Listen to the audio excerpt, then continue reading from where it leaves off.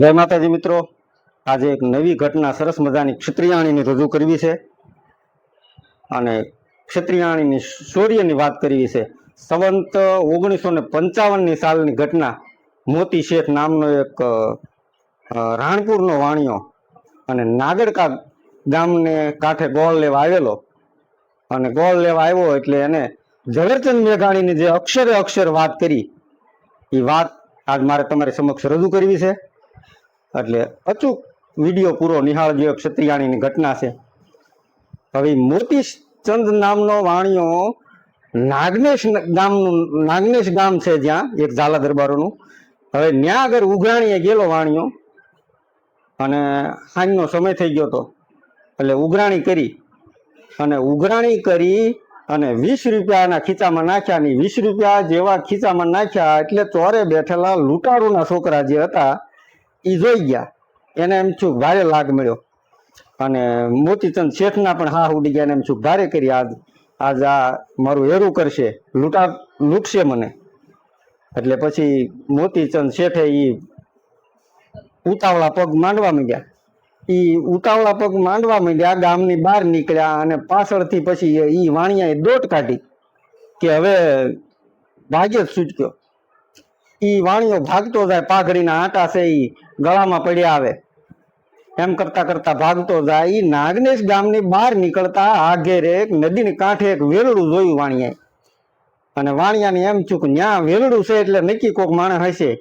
એટલે એને દોટ કાઢીને વાહેથી દેકારો થતો આવે કે ઉભો રે જટ દઈ દે, પૈસા દેતો જા। પણ વાણિયાનો તો જીવ અધર ચડી ગયેલો।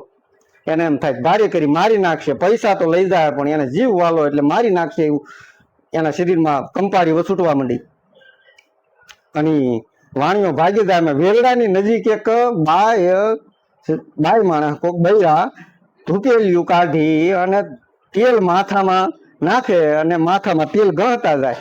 એમાં વાણિયો બફ દેખાનો સીધો જોગમાં એના પગમાં પડી ગયો અને એને એમ હા હદર ચડી ગયો। એને એમ શું કે હવે હું તો જેની વાટે આવ્યો હતો ક્યાંય કોક પુરુષ હશે, કોક માણસ હશે એટલે મને બચાવશે, પણ હવે તો આ બાઈ માણસ એને એક હુંદો એક ઘરેણું એ બાઈની માથે, રજપૂતાણીની માથે, ક્ષત્રિયાણીની માથે।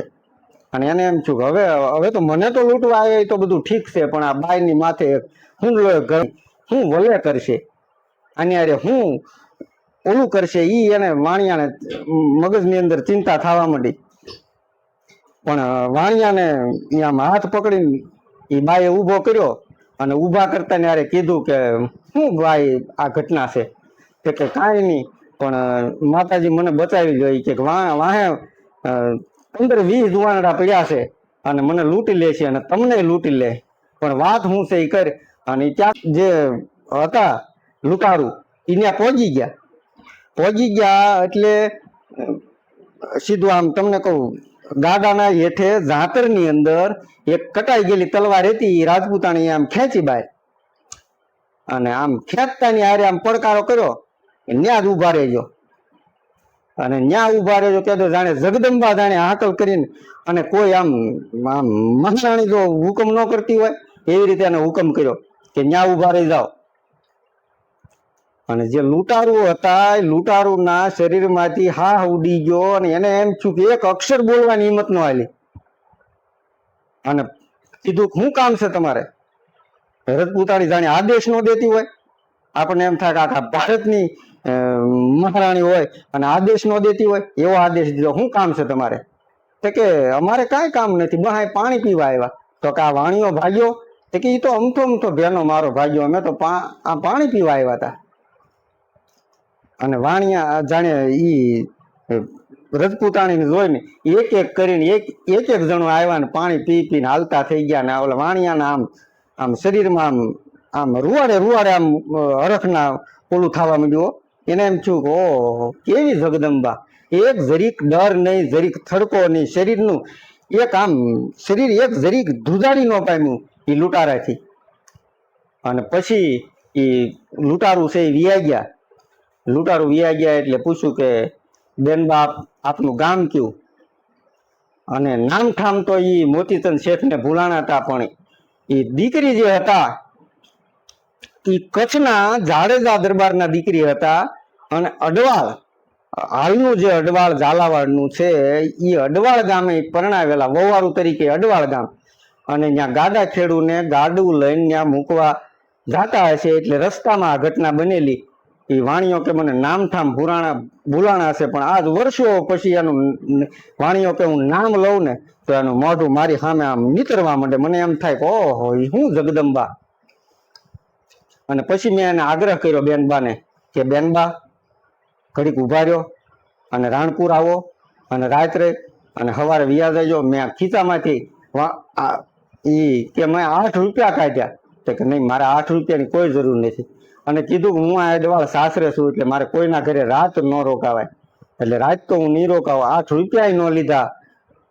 એ જગદંબા રાતે ન રકાણી અને ગાડા ખેડૂને જગાડ્યો. ગાડા ખેડૂ જાગ્યો અને વેલડું જોડીને હાલી નીકળ્યા. એ વાતને આજ હવા વર્ષ વીતી ગયા. 1955 બનેલી આ ઘટના આજ 2080, એટલે હવા વર્ષ ઉપર આજ એ ઘટનાને બની ગયું. પણ કાળ વિયો ગયો, પણ એ રજપૂતાણીની વાત હજી ઇતિહાસના ચોપડે એમ નામ અમર છે. ભલે એનું નામ ભૂલાઈ ગયું, પણ આપણે એ નારીને આજ વંદન કરીએ છીએ કે આવી નારી તો નારાયણી, નારી નરની ખાણ. આવી જ નારીઓ કદાચ હશે તારે જ આવા મહાપુરુષો આ દેશને મળ્યા હશે.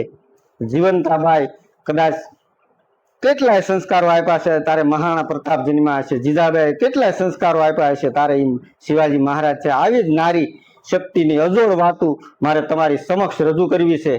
એટલે મારી ચેનલ સોરઠનો શણગાર છે એને જોવાનું ચૂકતા નહીં. લાઈક, શેર અને સબસ્ક્રાઇબ કરજો, કારણ કે મારી નવી કોઈ પણ ઘટના આવે એ તમારી સમક્ષ રજૂ થાય અને મને નવી આવી વાતો તમારી સમક્ષ રજૂ કરવાનો ઉત્સાહ મળે. અને આવી નવી ઘટના તમારી પાસે હોય પણ તોય પણ મને મોકલજો અને મારી ચેનલને જરૂર જોજો. જય માતાજી.